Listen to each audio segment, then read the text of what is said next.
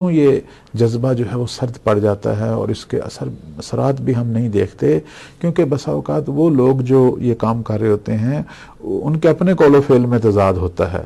بلکہ لوگ جو ہیں وہ سب سے پہلے اسے یہ کہیں گے کہ آپ خود کیوں نہیں عمل کرتے، آپ کے بچے کیوں نہیں عمل کرتے، آپ کے گھر والے کیوں ایسے ہیں، آپ ہمیں تو اچھائی کا درس دیتے ہیں تو پھر اپنے گھر کی طرف بھی توجہ کریں۔ عام طور پر آپ دیکھیں کوئی بھی عالم دین آج کے دور میں کام کرتا ہے، لوگ بڑے اس حوالے سے زیرک ہیں اور وہ توجہ رکھتے ہیں کہ یہ جو شخص یہ جو ہمارے اندر کام کر رہا ہے، وہ دیکھتے ہیں کہ یہ خود بذات ہی انہی بات پر کتنے عمل پیرا ہیں۔ مجھے یاد ہے ایک بزرگ کے بارے میں کہ وہ بتا رہے تھے کہ میں لوگوں کو یہ بتاتا تھا کہ بھئی آپ لوگ جب مثلا ٹائلٹ کی طرف جائیں، مثلا چھوٹے چھوٹے مسائل فقہیہ بتاتا تھا، اس میں بھی کون سا پاؤں اندر رکھنا ہے اور نکلتے وقت کون سا پاؤں، تو کہہ رہا تھا کہ لوگ مجھ پر توجہ رکھتے تھے کہ جب میں مسجد میں جب میں واش روم کی طرف جا رہا ہوتا تھا تو لوگ دیکھ رہے تھے کہ میں کون سا پاؤں، اور ایک دفعہ مجھ سے غلطی ہو گئی تو لوگوں نے فوراً مجھ پہ اعتراض کیا اور مجھے اس سے بڑا ایک درس ملا، اور میں نے ان کا شکریہ ادا کیا کہ عالم دین جو ہے وہ جو بھی کوئی بات کر رہا ہے وہ اس وقت کرے جب وہ اس پر خود عمل پیرا ہو چکا ہو اور وہ چیز اس کے وجود کا حصہ بن چکی ہو، پھر وہ آئے اپنے بچوں پر کام کرے، اپنے عزیزوں پر کام کریں، اور وہ عزیز اور وہ بچے جو رائے حق پر چل رہے ہیں وہی اس کے اپنے اہل و عیال ہیں، اور جو اس مقدس کام میں اس کے ہمراہ نہیں ہیں اور خدا کی معصیت میں مبتلا ہیں، سرکشی کر رہے ہیں، وہ ان سے پھر بری ذمہ ہو، انہیں کہے کہ یہ ہے تو میرا بچہ لیکن میں اس کے عمل سے بیزار ہوں، اور یہ کہنا چاہیے تاکہ لوگوں کو پتہ چلے، لوگ یہ نہ کہیں کہ آپ کا فلاں بیٹا جو ہے وہ فلاں جو شخص ہے وہ تو ایسا نہیں ہے، وہ تو اس طرح، وہ کہے میں اس کے کردار سے اس کے قول و فعل سے میں بری ذمہ ہوں، میں نے اس کو مارنا تو نہیں ہے، جوان ہے، بڑا ہے، میں نے اس کو سمجھانا ہے، چونکہ ویسے بھی ہماری شریعت یہ کہتی ہے، اب چونکہ بات چل پڑی ہے کہ بچہ جو ہے اس پر 6 یا 7 سال جو ہے آپ پہلے اس کی مانیں، چھوٹے چھوٹے آداب تو سکھائیں، لیکن بالآخر بنیادی طور پر وہ سلطان ہے گھر کا، اس کے بعد 6 یا 7 سال، میں یہ 6 یا 7 اس لیے کہہ رہا ہوں چونکہ بعض روایات میں 6 آیا، بعض میں 7، 6 اور 7 سال جو ہے وہ پھر آپ کا غلام ہے، آپ نے اسے تمام چیزیں سکھانی ہیں، اسے عبادات سکھانی ہیں، اسے آداب سکھانے ہیں، اسے اخلاق سکھانے ہیں، حتیٰ کہ یہاں مارنے کا حکم بھی ہے، یعنی ہم دیکھتے ہیں کہ ہمارے ائمہ نے حکم دیا ہے کہ آداب سکھانے کے لیے، نماز سکھانے کے لیے، یہ ساری چیزیں سکھانے کے لیے آپ بچوں پر سختی کر سکتے ہیں، حتیٰ کہ مار بھی سکتے ہیں۔ اس کے بعد جو مزید جو 7 سال ہیں یا 6 سال ہیں، وہ بچہ جو ہے وہ آپ کے لیے جو ہے وہ ایک قسم کا وزیر ہے، آپ کا دوست ہے، آپ اس کے ساتھ نرمی سے محبت سے بات کریں دوستوں کی طرح، اور اس کے بعد پھر آپ دیکھیں اب وہ ظاہر 20 کا یا 21 سال کا یا 18 سال کا ہو چکا ہے، اب جو ہے وہ دیکھیں وہ کس طرح کی زندگی گزار رہا ہے، اب وہ اور پروردگار ہے، اگر تو وہ آپ کے ساتھ ہم قدم ہے، اسی رائے حق میں ہے،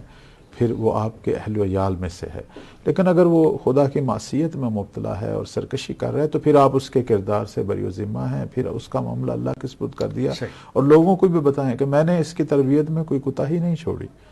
تو اب یہ نہیں اس نے لی تربیت، چونکہ تربیت دینا بھی ایک مسئلہ ہے اور لینا بھی ایک مسئلہ ہے، دونوں جدا جدا چیزیں ہیں،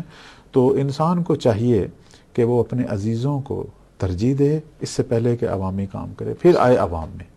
پھر اس کی بات میں اثر بھی ہے، پھر توفیقات بھی ہیں، اور پھر کسی کو یہ تنقید کرنے کا موقع بھی نہیں ملے گا۔ بے شک۔ تو سید الشہداء نے جو قیام کیا تھا، اب دیکھیں اس قیام کے اندر جو خوبصورت بات ہے جس کی طرف میں ناظرین کی خدمت میں اشارہ کروں گا، آپ نے اپنے تمام عزیزوں کو ساتھ لیا۔ کیوں لیا؟ چونکہ یہ سارے تہذیب نفس اور تزکیہ نفس کے اعلیٰ ترین مراتب پر فائز تھے، حتیٰ چھوٹی سکینہ سمیت۔ یعنی اس قیام کے اندر مولا امام حسین علیہ السلام کے ہمراہ ان تمام عزیزوں کے آنے کا فلسفہ کیا تھا کہ مولا یہ بتانا چاہتے تھے کہ میں جس ہدف کے لیے میں نے قیام کیا ہے، اس ہدف میں اکیلا نہیں ہوں، بلکہ یہ صرف میرا فریضہ نہیں ہے، جن کی میں نے تربیت کی ہے، میری بہنیں ہیں، میرے بھائی ہیں، میرے چچا زاد بھائی ہیں، اور میری بہنوں کے بچے ہیں، میرے بھتیجے ہیں، حتیٰ میرے دیگر عزیزان جو میرے ساتھ پوری آل ابو طالب صلوات اللہ علیہ ساتھ تھی،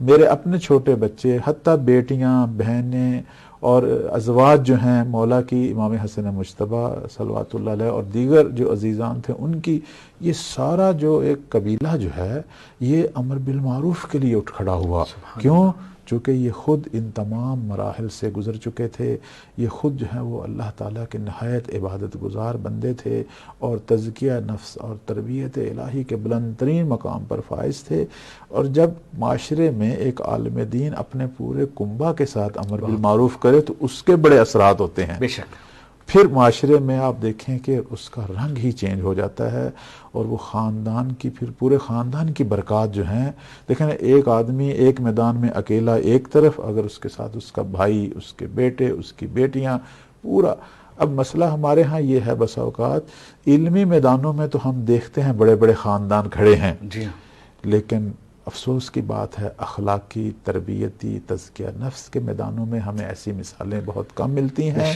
اور بس اوقات انہی خاندانوں پر اعتراض بھی ہو رہے ہوتے ہیں کہ ماشاءاللہ علم تو بڑا ہے لیکن عمل ویسا کیوں نہیں ہے۔ تو میں اپنے تمام عزیزوں کو کہوں گا کہ امر بالمعروف جو ہے، چونکہ یہ تربیت الہی، یعنی لوگوں کو تربیت الہی دینے کے لیے ایک بہت بڑا قدم ہے، اس میں سب سے پہلے اپنے نفس کو تربیت دیں، اپنے عزیزوں کو، اپنے بچوں کو، پھر آپ معاشرے میں یہ قیام کریں سید الشہداء صلوات اللہ علیہ کی سیرت پر چلتے ہوئے۔ پھر آج تک جس طرح مولا امام حسین کے اثرات ہم پر ہیں اور یہ قیامت تک رہیں گے، ہمارے بھی اس قسم کے قیام کے، اس قسم کے امر بالمعروف کے اثرات جو ہیں وہ ایک لمبی مدت تک رہ سکتے ہیں، ہم کچھ نسلوں کو سنوار سکتے ہیں۔ مولا امام حسین علیہ السلام تو بہت بڑی شخصیت، وہ تو قیامت تک انہوں نے بیمہ کر دیا، اور وہ حسینی دسترخوان بچھا ہوا ہے، اور حسینی راہ جو ہے، اور اربعین کی شکل میں آج ہم دیکھ رہے ہیں تربیت گاہ ہے۔ مولا حسین کے نام سے جو بھی کام شروع کیا جائے وہ خود بخود ایک تربیت گاہ بن جاتا ہے۔ لیکن اگر کوئی خاندان، کوئی عزیز، کوئی عالم دین، چونکہ آج کی دنیا میں ہم بات کر رہے ہیں،